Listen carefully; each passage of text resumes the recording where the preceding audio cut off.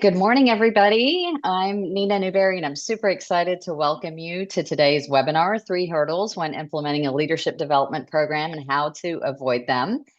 And as you're joining in, if you would please just type in chat, let us know where you're coming from, both the company that you're with, as well as what location you're in today. Hopefully you're somewhere fantastic. I'm in Dallas today, and the weather is incredible. So you never know what you're going to get, whether you're going to be sweating at 100 degrees or whether it's going to be something else. But we had some cooler weather come in yesterday, so I'm super excited to get outside today. But anyway, regardless of where you're joining from, welcome. We're super excited to have you here with us today.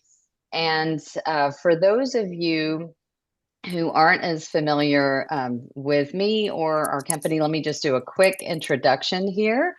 So I'm the founder and CEO of Newberry Solutions, and I founded this company back in 2008, right before the economy tanked, and it's been a wild ride for the past 17 years, but a very rewarding one. And I came from Deloitte Consulting and have a lot of passion around developing high-performing leaders. And just a little bit about who we are.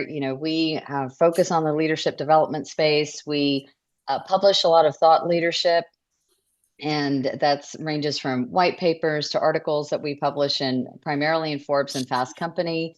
But we also take our role in the community very seriously as well, and really looking at how we can leverage our skills and experience to really help nonprofits also achieve some of their goals. So I've been in Dallas for 15 years, and we have a team that's spread out all over, and actually a fantastic group of people. And actually, today, Brad is going to be monitoring kind of Q&A for us as we continue to go through. And we've got some other team members on here too, so just want to give them a huge shout out for all the work that they do in helping prepare for things like this and the other things that we're doing as well. Just a quick backdrop in terms of what some of our focus is. Industry insights and thought leadership, as I mentioned, are important to us, and so we are constantly paying attention to some of the key needs in leadership development. Ways that organizations can build a stronger pipeline of talent, and as well as looking at how to leverage technology. And we ventured into the technology space ourselves a few years ago with our New Lens platform, which I'm excited to say has been recognized with a few awards. And our focus really is about accelerating development at scale, with that platform. But our core passion and thread that runs through everything that we do, whether it's executive coaching, consulting, or the programs in New Lens, is all about driving sustainable high performance. So not only does that benefit organizations, but individuals as they're focused on advancing in their careers. So that's a little bit about us. And I also wanted to let you know that our New Lens webinar series is something that's really focused on bringing you valuable information from individuals who've got a lot of experience from different organizations. You can see some of the speakers that we've had in the past in different organizations. But our whole goal is to make it short and sweet, just like New Lens. The spirit of it is give you things in digestible chunks and things that you can go implement within your organizations. And so we'll have another one coming up in September. So we tend to do it about every other month. But with the summer here, we're taking a little bit of a longer break before we do our next one. So if you're not on our overall list, please do join the list. And I think we're putting that in chat as well for you. So you've got the link. And look forward to seeing you on a future webinar as well. And certainly feel free to invite some of your colleagues too.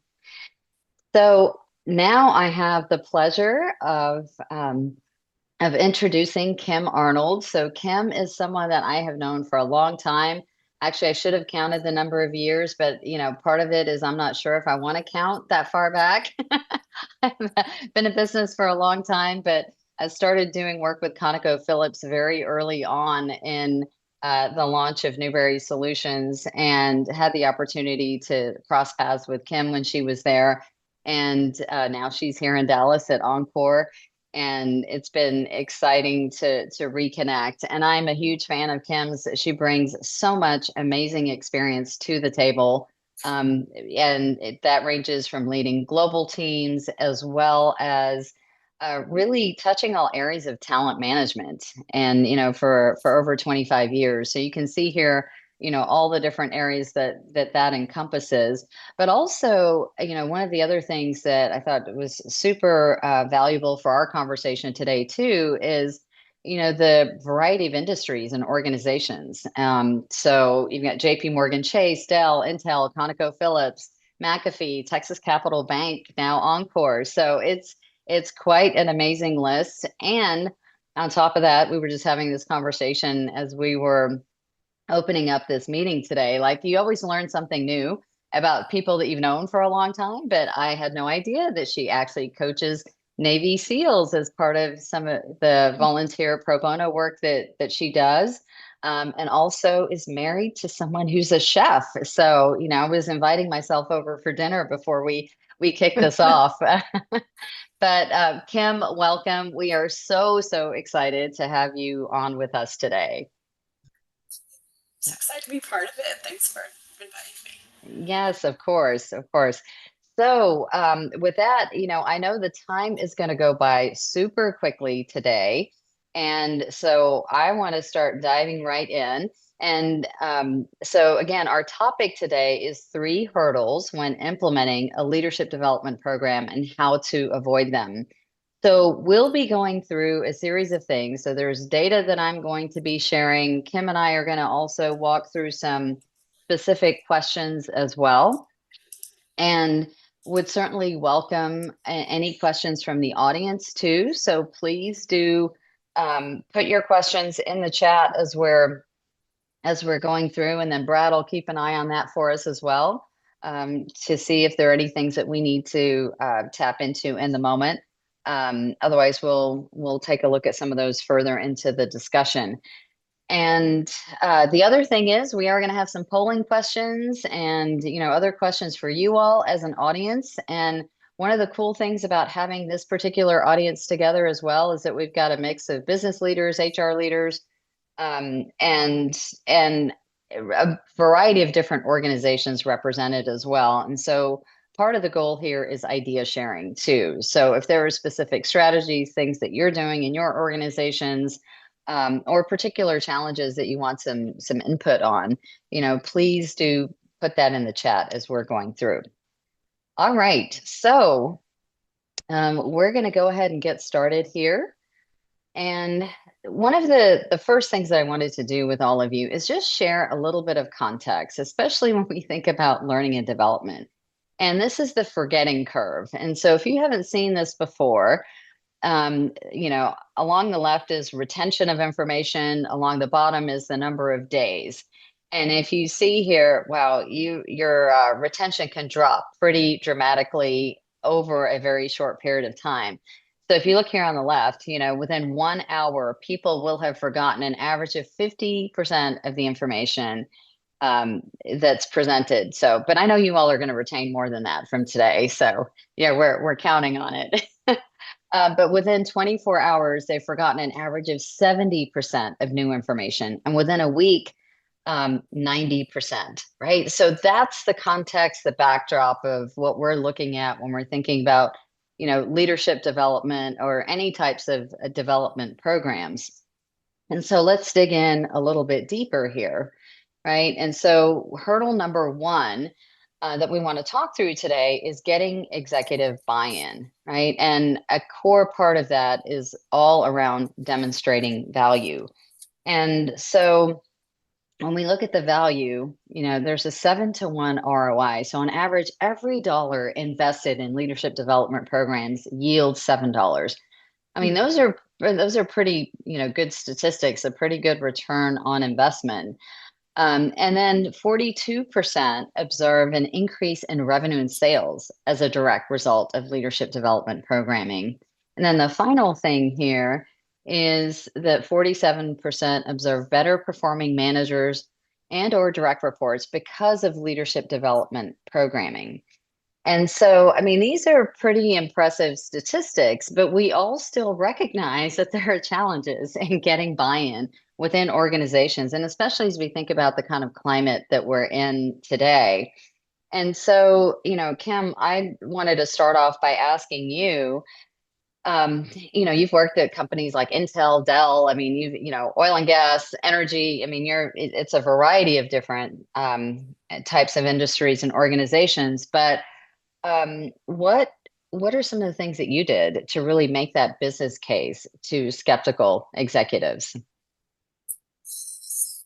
Lucky to have a lot of supportive leaders, but even when you have that, you do have the skeptics within that, and those are the ones that may not be participating themselves, or sending their leadership to the sessions. And um, one of the things that I have found that's helpful is marrying these external metrics with some of your internal metrics, especially showing some of the need that you might have. So when I've been at companies with some accelerated growth, like when I was at Dell and McAfee, and even lucky to be here at Oncor right now, where we're growing so quickly, one of the points of data that we looked at is how quickly we are promoting leaders, and how their organization and span of control is growing because of that growth.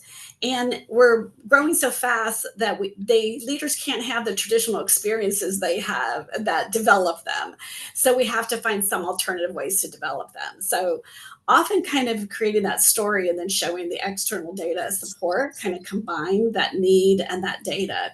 And even when I've been at a company that necessarily is not growing, you mentioned ConocoPhillips, and when I was there, the price of oil was like 110 a barrel and dropped to $30 a barrel. You probably remember that time, because we Yes. were working with them.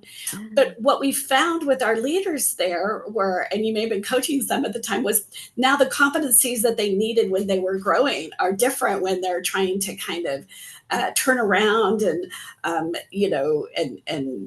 save costs and do business differently. So then that's another case I would present, is what we've been teaching them as far as, or what they've been developing as far as competencies. They need a different set of competencies now, and they need them fast. So how does leadership development help that?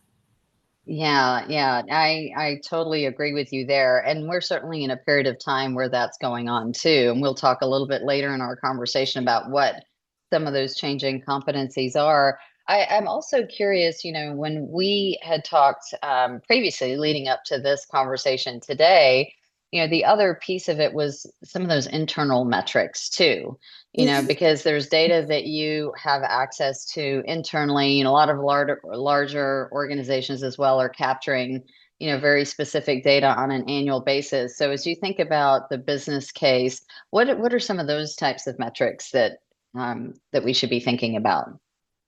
Data has always been something that I think when you are doing learning and training that you struggle with. What can you truly connect to that? And one of the things that I've always used is employee survey data, and there are usually questions related to my manager does this or my leader does this. And if you look at that manager index, and then you can see movement there year over year when you have leadership programs. My manager seems to support my development and growth. My manager is giving me constructive feedback. I have confidence in the direction of leadership.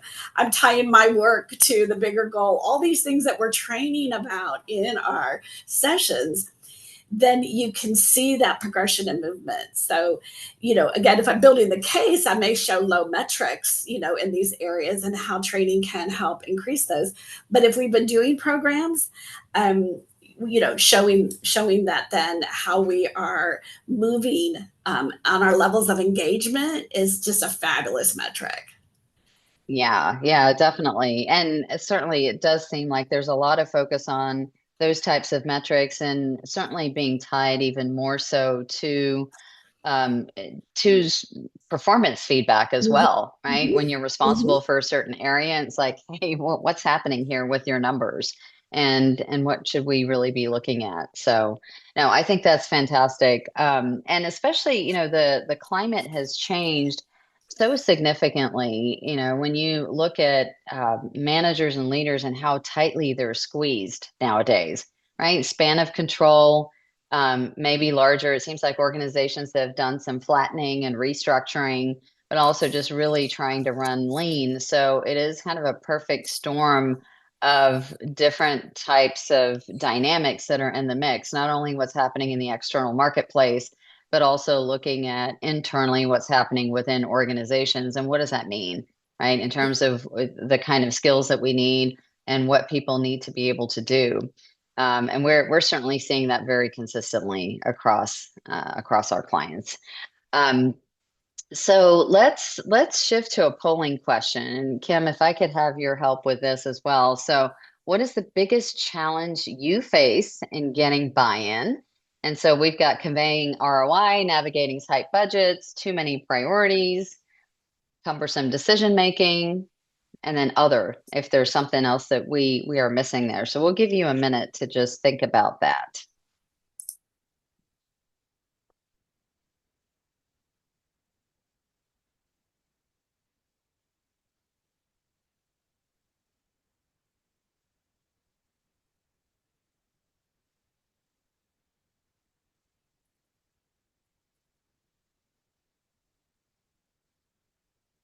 And I know we probably should have had an all of the above as well, but we do want to get a sense of what you're seeing as the biggest challenge right now.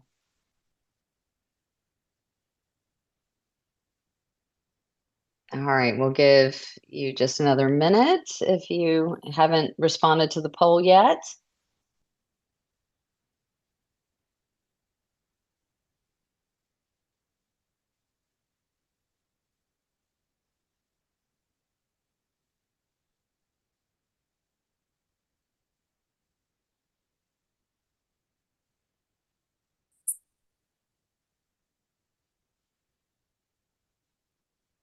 All right, why don't we go ahead and close the poll?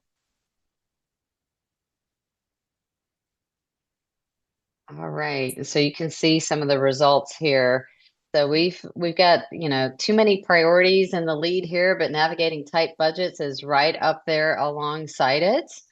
And then cumbersome decision-making processes, and it's interesting, no one picked conveying ROI. So sounds like, maybe the data piece of this is the easier part than some of these things. And, Kim, I'm just curious, looking at the results here, whether there are any surprises for you as you look at this, especially with too many priorities being in the lead.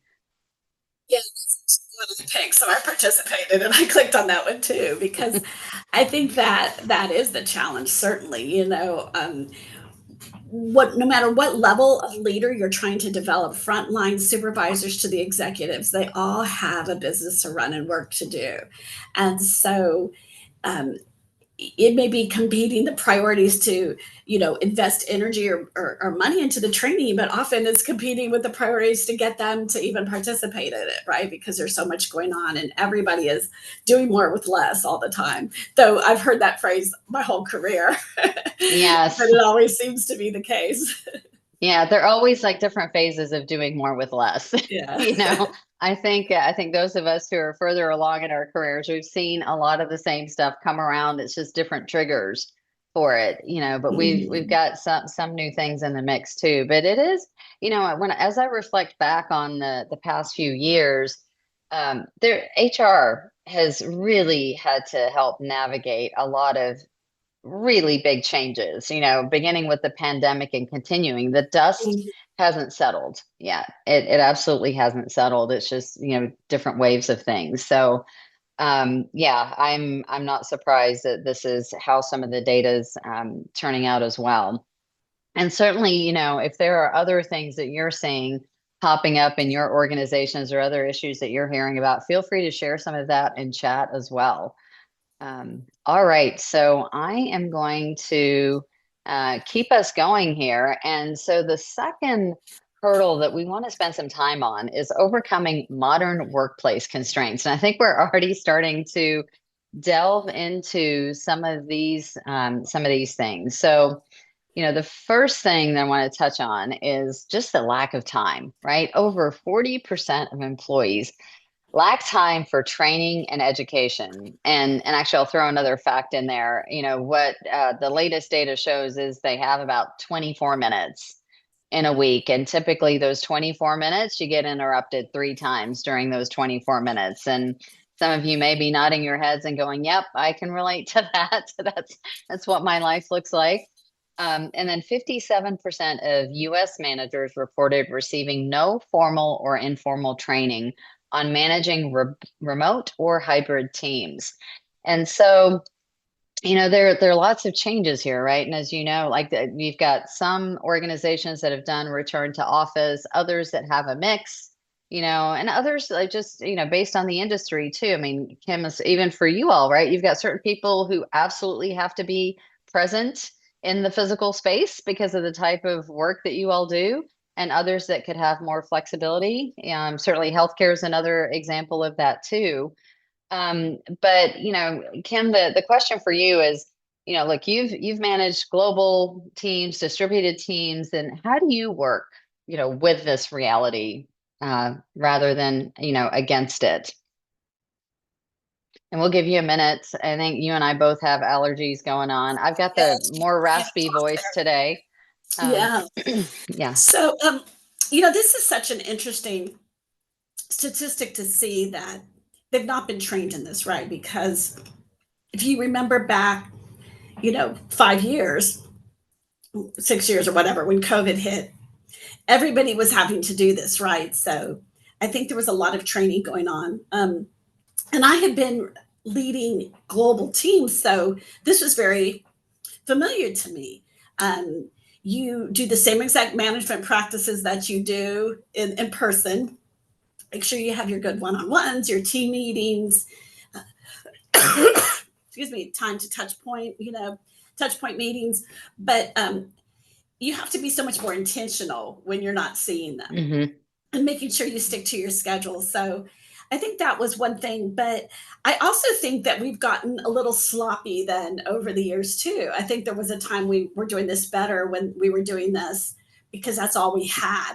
And now that we have hybrid teams and some people coming back, I think that we are losing some of those good practices on leveraging technology to the best capability and making sure that we are connecting with people.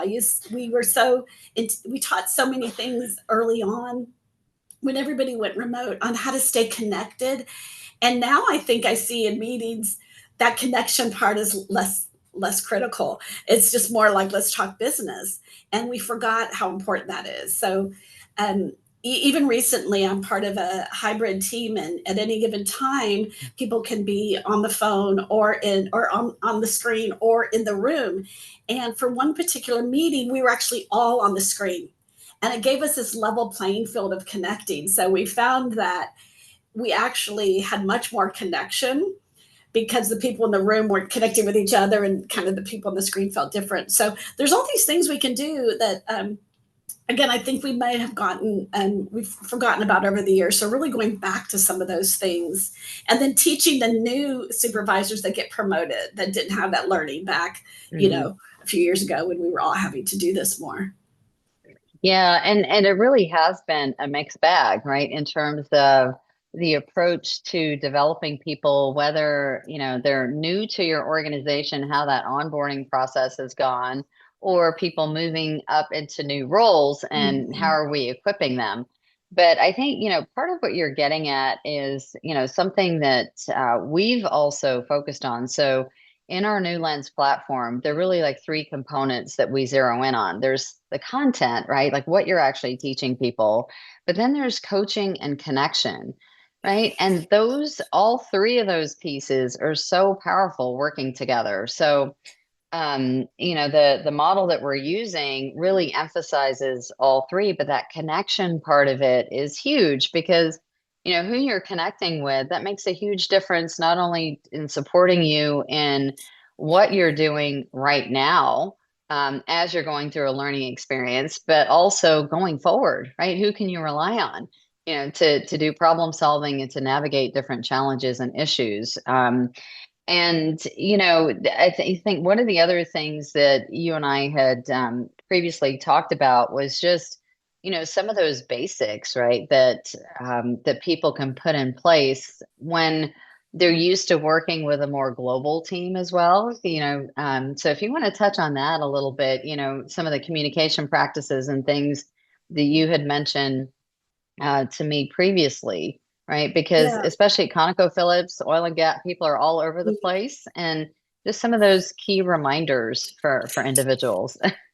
Yeah, and it's funny because those core things, those key management practices, were when we were starting to create trainings on hybrid, informal training. What I found was we just kept pulling these core practices back in, and things like being very intentional about communicating messages throughout the organization that maybe someone would have normally heard, in the hallway, or in some other setting that those that are virtual aren't going to have. So being very intentional to communicate those things, um, having those regular one-on-ones, because you're not going to just run into people in the hallway and be able to catch up, and not just use your one-on-ones for catching up on all those business things that you haven't been able to catch up in the hallway, but then also having those one-on-ones where you're focusing on let's talk about your development, let's talk about your challenges,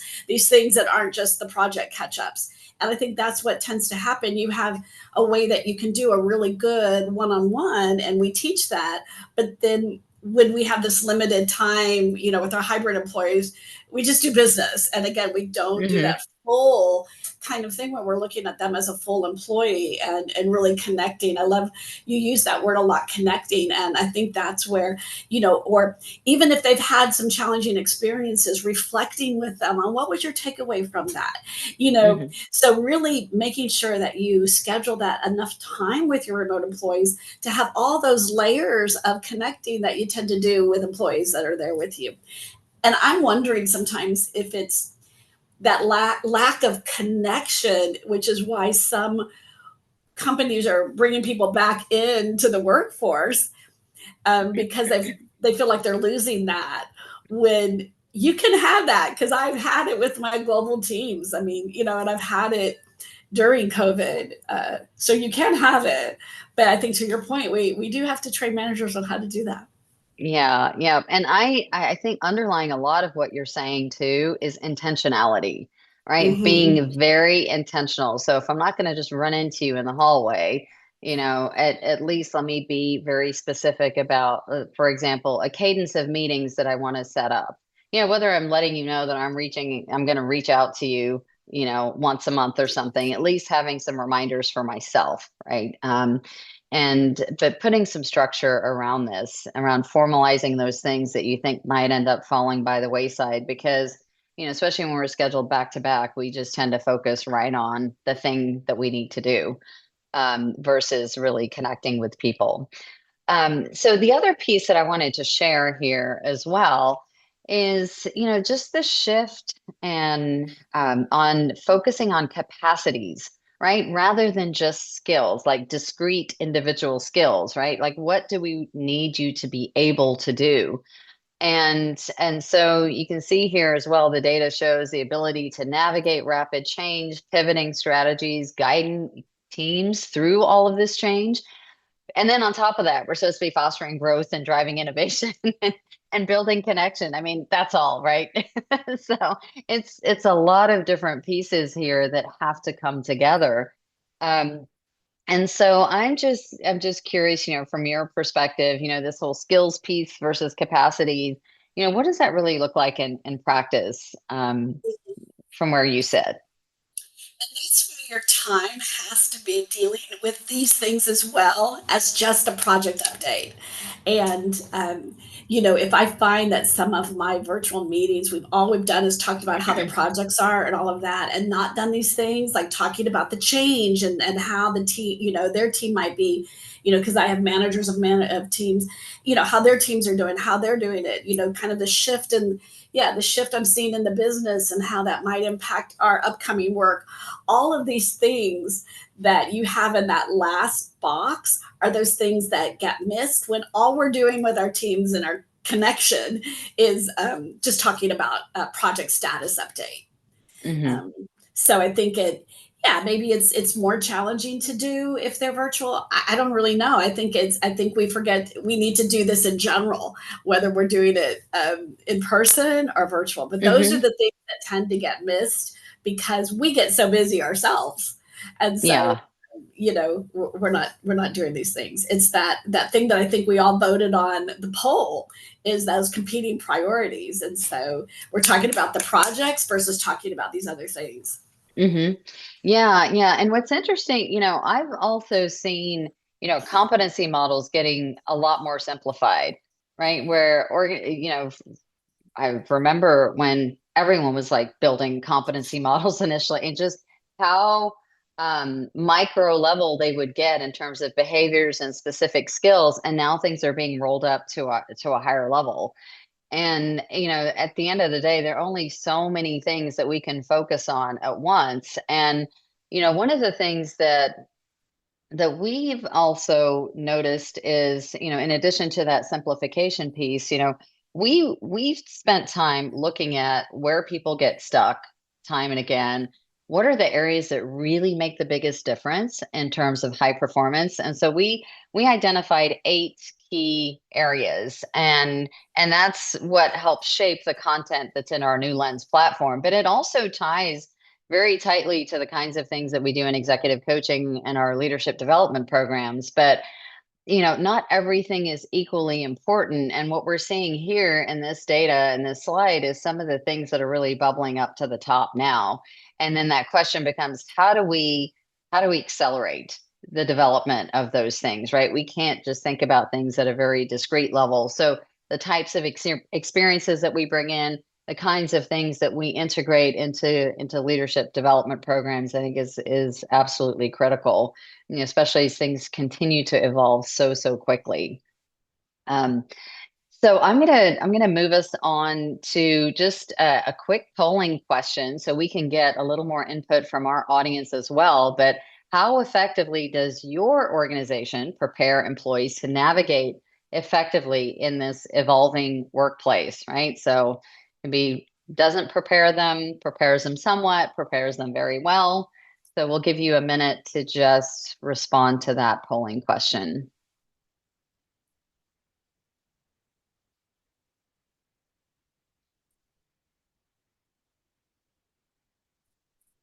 This is such a good point that you said, Nina, because I was saying how these things need to happen, but we don't always upskill our leaders to do those things. So part of the Mhm. reason they just focus on projects and businesses because they don't think about or don't know how to do these other things. Yes. Yeah, definitely. Yeah, and it's hard, right, when you don't know what you don't know. Mhm, mhm, And it also seems harder and harder as people move up within organizations to say those words, I don't mhm. know. Yeah. Will you help me with this? Because you feel like you should know those things. And so giving people an opportunity there. So we'll give you just another minute here to respond to the polling question if you haven't already. Um, all right.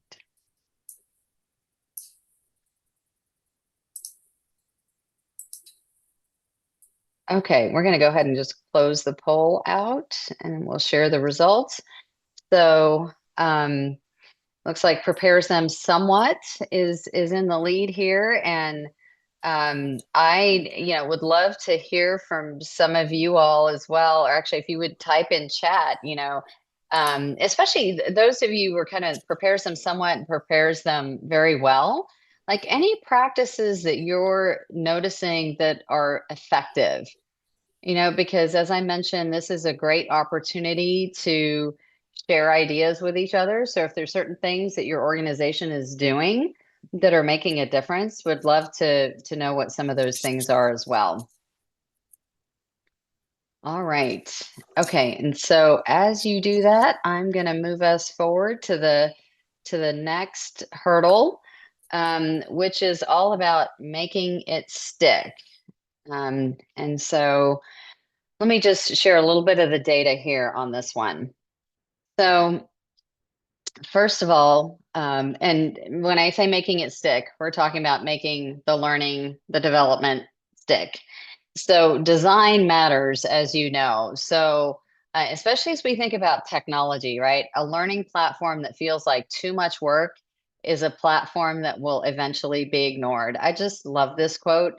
I mean, it's so it absolutely resonates. And I will tell you, as we developed our New Lens platform, we thought about all the ways that people would not use it, meaning what are, any aspect of it that would feel hard, and then solve for that in terms of the design and approach. So this is one, don't underestimate it, whether you're talking about technology or anything else. And actually, I just had a conversation with a leader at another organization who was just talking about this really robust learning and development program. And one of those where, I mean, it's an honor to be part of this program, and where there's just resistance and pushback. And I think a key piece of it is just the amount of time that it takes to participate in it. And so I do want to ask you here, Kim, in terms of your thoughts about design and usability, and what have you really learned about making things more user friendly? And, what would you want to share with this group here today? Yes, and this kind of goes along with the challenge we've been talking about, and that came out in the other poll about people having competing priorities and time for training. So, the the content has to be meaningful, but the accessibility, this platform, the accessibility has to be engaging as well. And because I think if it is, people will always make time for learning. Um, I was, we were having this conversation before, Neena, that, when I look at the outside world, people outside of the company, they are always learning because they are always like, where's my device? Like we're always on our device, right? And we're looking at a YouTube video. On my husband, he posts YouTube videos on cooking. So he has all these followers. And if someone wants to learn how to make, a certain meal, they'll find it on TikTok or they find it on YouTube or and then they learn from it. And so it's something that they're interested in, but then they go someplace to learn. And then as they're making the meal, they're able to access it again if they forget about it. And so having a platform where you can view something, but then go back to make it stick if you've forgotten it, or review. I mean, when you have these kinds of things in place, then people will be drawn to that learning, because again, that is why people can make a living as an influencer, because that media is, people are drawn to. So I would never say that people don't have time for learning. It's just really making it fit for them and thinking about the Mhm. modern learner today and making it work for them. So kind of saying the research that you put in to this, it's really looking at those kinds of things. Yeah, absolutely. Because I think, part of what you're getting at is there's a bit of I can access it when I need it, right? And it's in a format that I can digest and that, resonates with me. And then there's also this element of accomplishment, right? I'm learning something, I'm applying and doing, and now I see some results as well. And so, I love the fact that you brought this up, just looking at how much people are consuming on a day-to-day basis. And, and there's a chunk of that which I think is just purely turned into just entertainment, like, but there's another piece of it which is absolutely about learning specific things and knowing that, hey, I can teach myself some stuff. I don't necessarily have to be sitting in a classroom or have a traditional model around that. But there's certainly benefits to some of those other types of methods of development as well. Um, but yeah, I think there's definitely plenty to learn there. Yeah. Were you going to add to that? Yeah. Because one of the things that social media gives you also is then that ability to connect, right, and collaborate. You're collaborating usually through the comments and chats, or even posting your own successful pictures. So when you think about when you're doing things with a learning platform, the challenge is, and I know you've got to, you guys, work through this, is then how do people still feel that level of connection? And doing that, Hmm. when you do this as a cohort together, or when you have that ability to interact as you're learning and learn with others, Yes. that's another piece that I think sometimes these other medias give us, that inside internally we have to figure out, if we want to use technology, how do we keep that piece going too? Hmm. Yeah, yeah, absolutely. Yeah, that kind of comes back to what I was saying earlier. That there's the content, coaching, connection, right? All three of those. So not only that individual learning, but collaborative learning as Mhm. well Mhm. is a really critical piece of this. So let's take a look at a little more data here, right? So and I'm going to share, a couple of different pieces here. So only 46% know what is expected of them at work, right? So this is a high of 56% in 2020. I think we were very focused in 2020 because there were certain things that we really needed to zero in on during that time of crisis. But it seems like the clarity around expectations has been shifting since then. And also, someone encouraging their development is one of three key factors affecting employee engagement. And a decline in this contributed to reduced engagement in 2024. So, I found this really interesting to see that, that encouragement from someone can make such a big difference in terms of people's engagement. We all know engagement has a huge impact on business performance and business results as well. And so we're in an interesting time because that encouragement is important, but we also have managers and leaders pretty overwhelmed at this time too. So just curious, Kim, your thoughts on how do we solve for that, right? Because in the short term, I think some of that overwhelm is going to continue to be there. Through the leadership program that we have going on right now, where within it, there's the cohort, so they have each other, but we put them in a smaller peer coaching group. And so when they're doing reflection, because that's such a key piece of making it stick, is that they're reflecting on the learning and then figuring out how am I going to go back and apply this. And then in their peer coaching groups, when we come back the next session, one of the things they talk about is, what did I apply? What did I forget? And what do I wish I would have applied? Like, just to kind of make sure that we are looking at the application. So combining that reflection and application. So they have their peer coaches to encourage that. But what I do as a program manager is I reach out both to the participants' managers and their assigned mentors and just do a high level overview of the content that we've covered. And say, as you meet with this participant, um, you know, help support them, in how they can go and apply this learning. What opportunities exist within their everyday work to go apply this learning? So, and the reason I do that is I want to help support and make it easy for them, by prompting the conversation, Mhm. so that then the manager will go back and be intentional about this, because if I just tell them at the beginning of the program, hey, support your participant, they're going to forget their role of encouraging that development throughout. So it's really Yeah. kind of building in that program ways to connect with Hmm. the people that can support the development. Yeah, I am really glad that you brought that up, right? Because there are a variety of different resources available to reinforce and engage people further. And it's interesting, in our first version of New Lens, we didn't include this, but we have it now, but where we actually put the manager in the program as well, meaning they don't have to actually go through and take the content, Mm-hmm. but they get notifications, they get progress emails about how the employees are doing, and they get downloadable discussion guides. So, because we know they're Yeah. probably not going to go consume that content. However, they're an important part of reinforcing it. And so these discussion guides that we give them make it super easy for them to have a 45-minute conversation around a specific topic, but also stay on top of where are they? Where are they in the program, and how can they be part of that solution?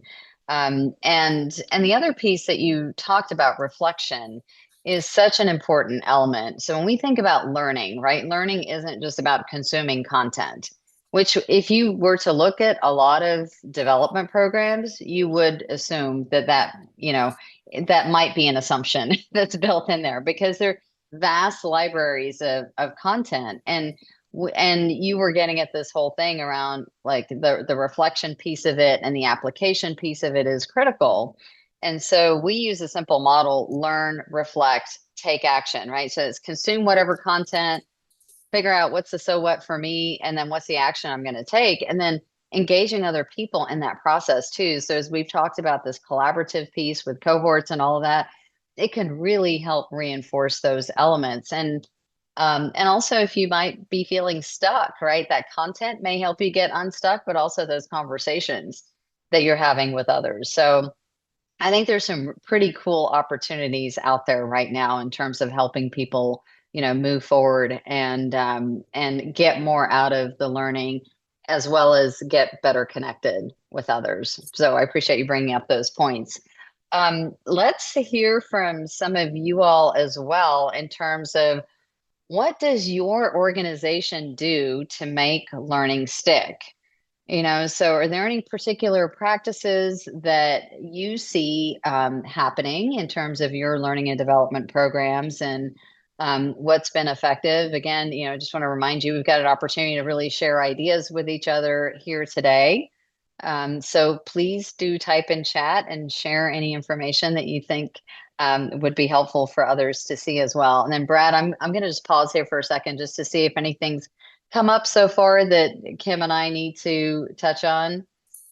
Otherwise, we'll keep going. Yeah, I don't think there are any questions we need to address. Lots of activity in the chat, but mostly just around engaging with the things you guys are saying. So it's Okay. resonating.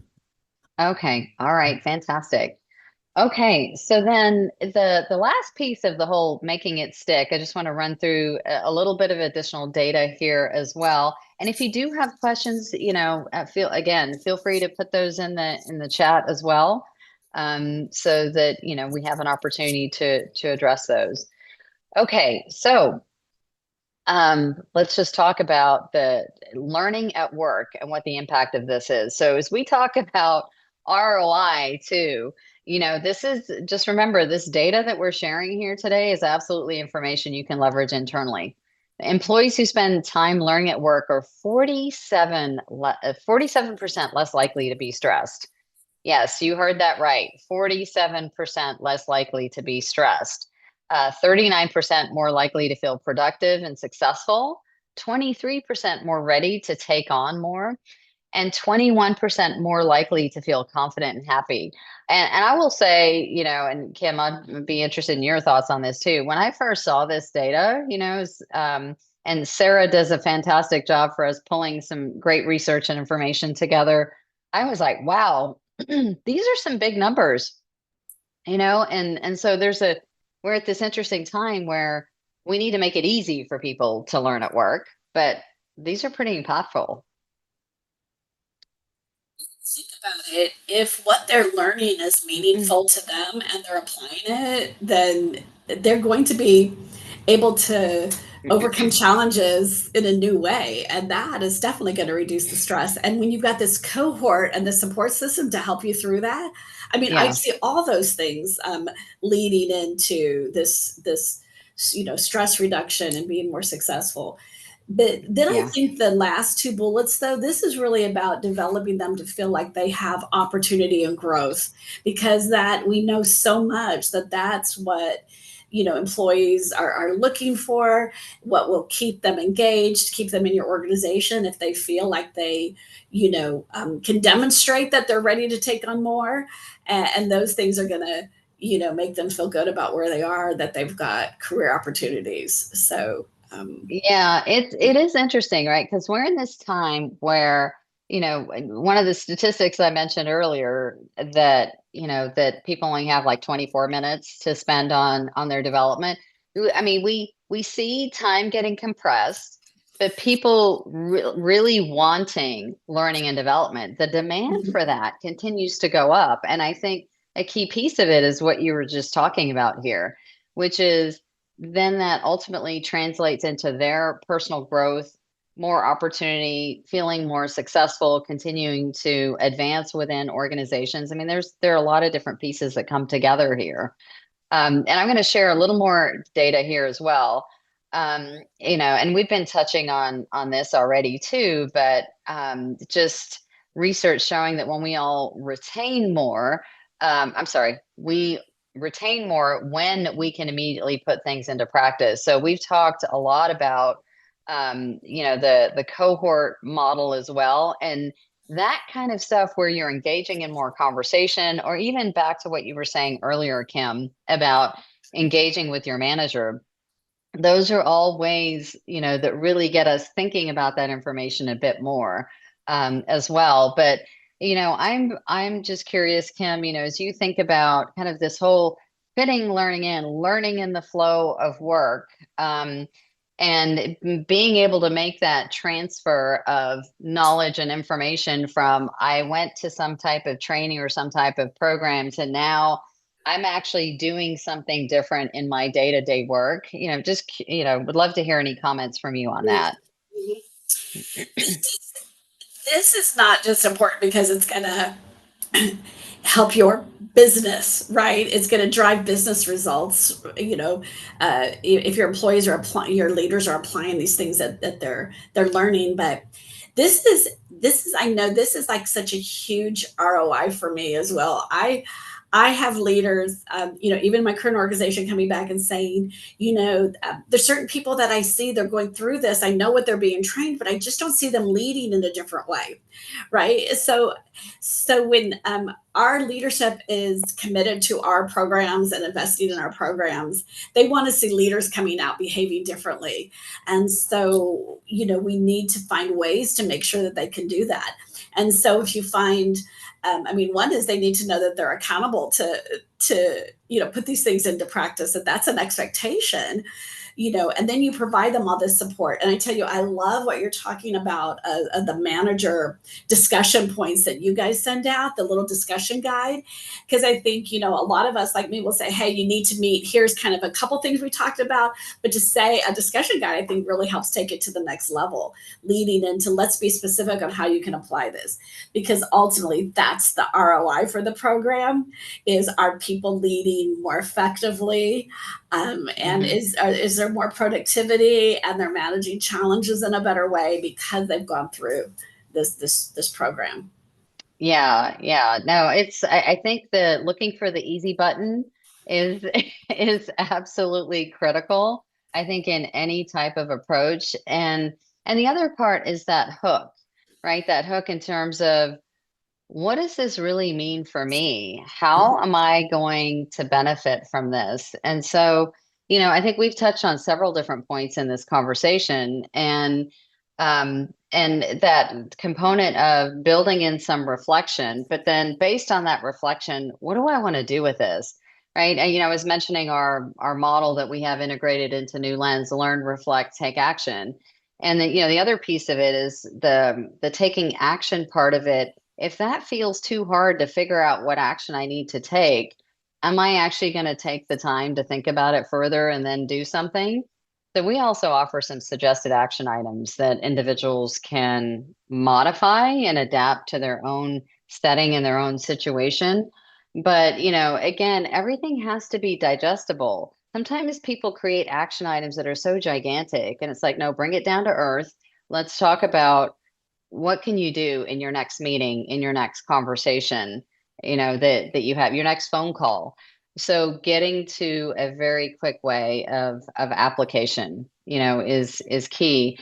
But I do think, several of these things that we're talking about, there's stuff that the individual can do, there's stuff in the design of the actual program, and then there are things that managers and other people who are involved, and even HR, how some of that reinforcement comes later on as well. So I think there are a variety of different roles that can be played here.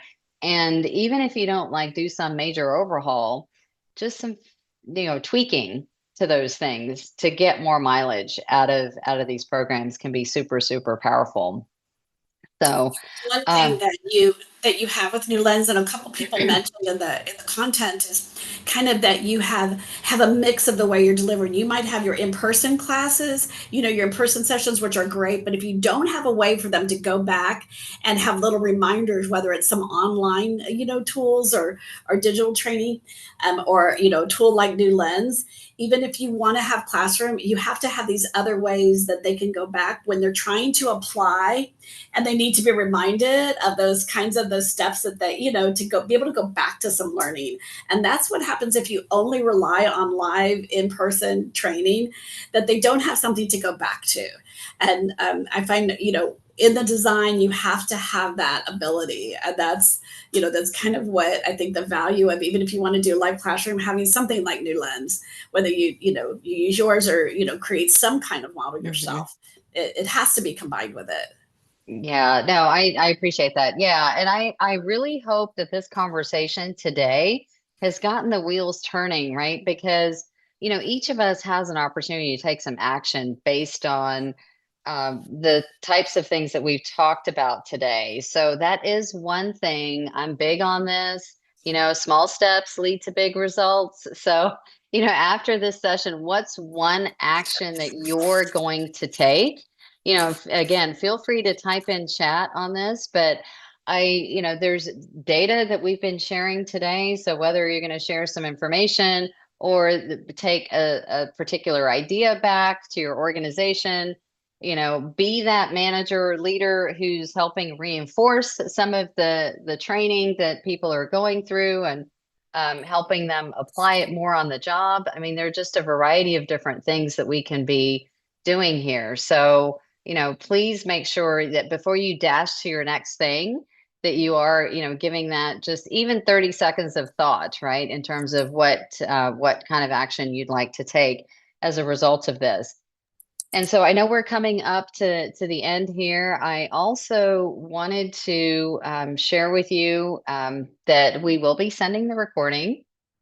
And so, please watch your inbox for that. And then for any of you who are interested in learning a little bit more about our New Lens platform, I've mentioned it a couple of times here today. We do have a group demo that's on July 11th, but would be happy to set up something with you all, just for your organization as well, or for you individually. So please, do reach out. We'd love to talk to you. And then I'm also excited to share that Rick Gomez from AT&T is going to be our next speaker. I've known him for a long time. We've been working with AT&T since 2010. And that is one organization that's been through quite a few changes, and there are a lot of different things that they're doing in the best practices front. And Rick is a fantastic person, so I think you'll definitely enjoy that. So please do register. And I think we have links that are also being added in both for the demo as well as the next webinar in chat as well. And then the other piece I wanted to mention is if you don't follow me on LinkedIn or aren't connected to me on LinkedIn, please do reach out and just say that you were part of the webinar and would like to be connected. But and actually Sarah and Kim do a fantastic job with, pulling information together and sharing that on social media as well, so that we are constantly putting information out there, whether it's best practices, research, other things, as well as some of the things that we're doing in the leadership development space. So would love for you to be able to benefit from that too. And then I do think we have like a little survey that goes out, as a closeout for the webinar too. So please, provide us with any feedback.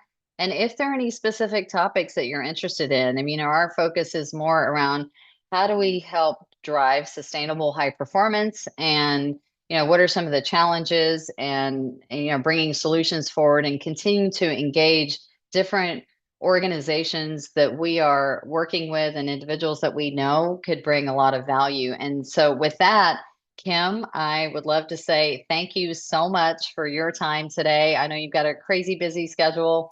There's a lot going on in the world. And so appreciate the fact that you took time today and shared some of your pearls of wisdom with us. So Sure. thanks. Thanks everybody for joining. Yes. Yes. And thank you all for also putting some of your feedback in chat as well. So stay tuned. We'll be sending some additional information out to you. So have a wonderful rest of your day. Thanks, everybody.